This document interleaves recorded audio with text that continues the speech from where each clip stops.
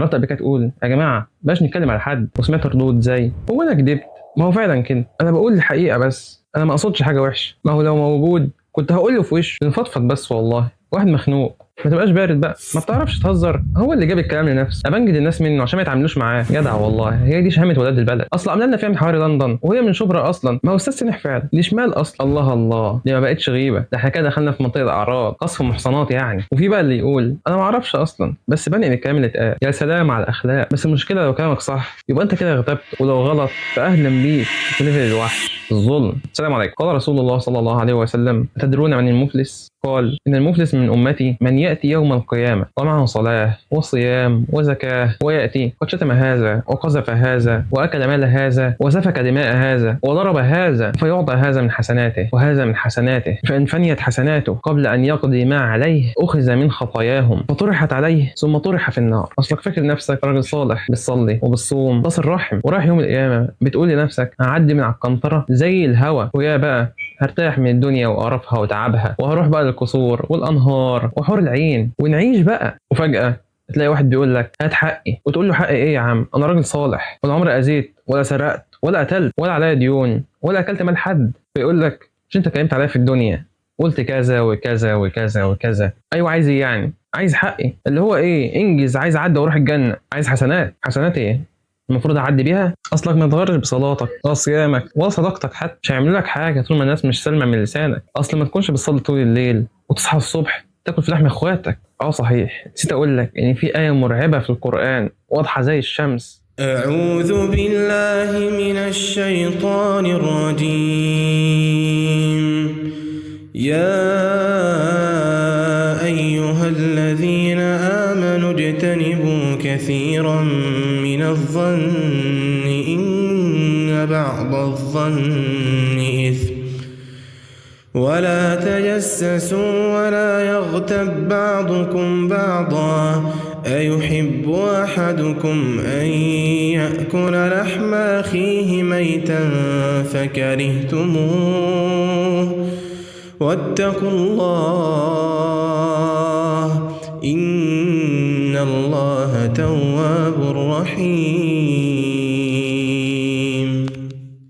موضوع صعب صح؟ انك تاكل لحم اخوك ميت، زي ما بيقولوا كده بنقطع فروته، اصلا مش عشان تبان كوميدي ودمك خفيف تضيع اخرتك. كتير من الناس مش فاهمه يعني ايه غيبه، او بتستعبط بمعنى اصح. النبي صلى الله عليه وسلم لخصها في 4 كلمات وقال: الغيبه ذكرك اخاك بما يكره. قيل: افرايت ان كان في اخي ما اقول؟ قال: ان كان فيه ما تقول فقد اغتبته، وان لم يكن فيه فقد اغتبته. الغيبه مش ان انت كلام بس، انك تقول فلان ده تخين، فلان ده بارد، فلان ده كذا. ده الغيبه بالقول، بالفعل، بالحركات. انت ممكن تقول الواد محمد سواء جسمه او لبسه او طريقته او مشيته. يعني انت لو واحد مثلا صاحبك بيعرج وحبيت انت تطلعه مسرح ولا تبقى انت كوميدي في القعده، اقل طريقته وهو ماشي، فدي غيبه. مش لازم انت تقول فلان الاعرج، يعني بيقول اصل هو كده فعلا، ما هي دي غيبه برضه. طب لو ما فيهوش فده ظلم. وفي بقى الغيبه اللي هي الخفيه، اللي هي بتاعت الناس المحترمه شويه، الناس الطيبين دول، اللي يقول لك لا يا عم ما تجيبش سيرته الله يهديه، او الله المستعان، ده راجل يا عم الله المستعان منه. اللي هو انت وضحت فانت كده غضبته برضه. وعشان تبقى عارف اللي بتتكلم معاه عن واحد صاحبكم هو كمان بيتكلم عليك مع واحد صاحبه تاني، ما هو مش امين.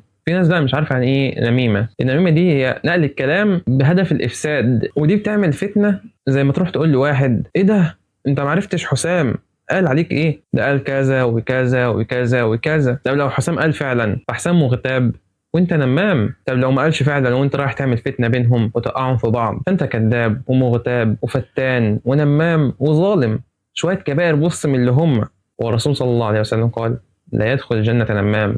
واللي يقول لك الصعايده كذا، المنايفه كذا، الخلايجه كذا، انت كده مش بتتكلم عن فرد واحد، انت كده عملت سيلكت اول شيفت ديليت لحسناتك على طول. وفي شخصيه انا مش فاهم ايه ده، مفيش اوسخ من كده. بعد ما هاتك عرض الراجل يقول لك يا عم خليني ساكت احسن، ما يستاهلش ياخد عليه ذنوب. والله ده قلبك عامر بالايمان. والناس اللي بتروح الافراح ما كفاهاش الحرام اللي هناك، بتعتبره شوط اول وترجع تكمل الشوط الثاني في البيت. محدش بيخلى من لسانها، حتى بتاع البوفيه ما بترحموش. في بقى 6 حالات خد راحتك فيهم بس ما تهبلش.